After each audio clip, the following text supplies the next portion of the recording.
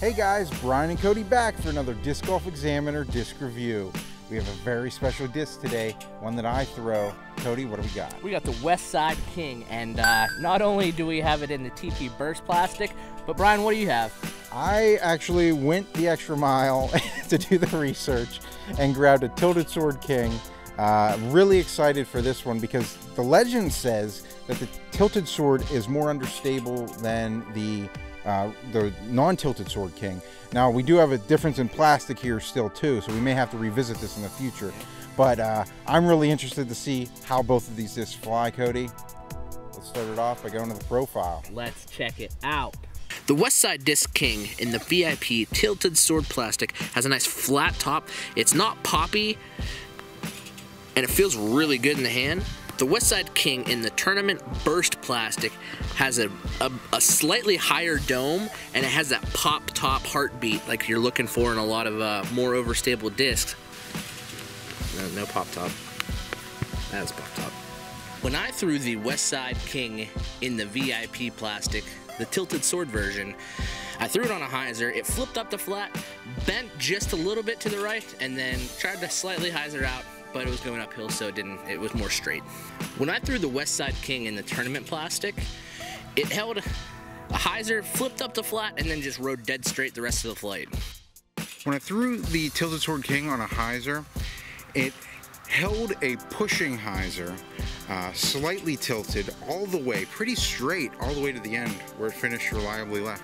When I threw the TP King on a hyzer release, it flipped up the flat, rode nice and straight, and then finished left at the end. Very nice.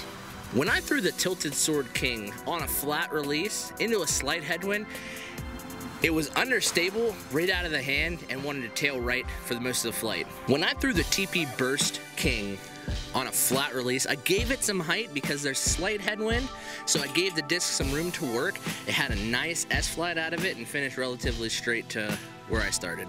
When I threw the Tilted Sword King on a flat release, it stayed nice and flat, actually got a lot of glide and push up from the wind, and then hyzered out reliably at the end. When I threw the TP King flat, I was throwing into a headwind, so the disc did turn a little bit more to the right than what I was expecting.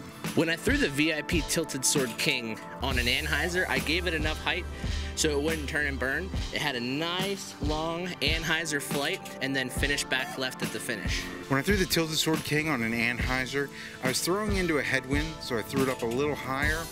Disc rode out nice and far right before coming back at the end. I really like it for these shots.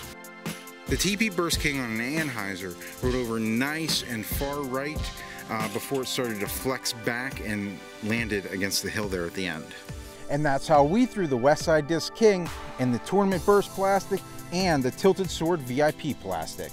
Yeah, I thought right out of the hand, the TP burst was just a little bit more understable than that Tilted Sword King. You know, as far as if you're looking for an understable King, you might be better off served not buying the Tilted Sword, but going with the Tournament Burst. So that could be effectively more understable for you, in my opinion. So, all right, guys, that's going to do it for our review today on the Westside Discs King. Thank you so much for joining us. And special thank you to Dynamic Discs for sending us the Tournament Burst King for review today. You guys are awesome. And I guess until next week, keep banging those chains.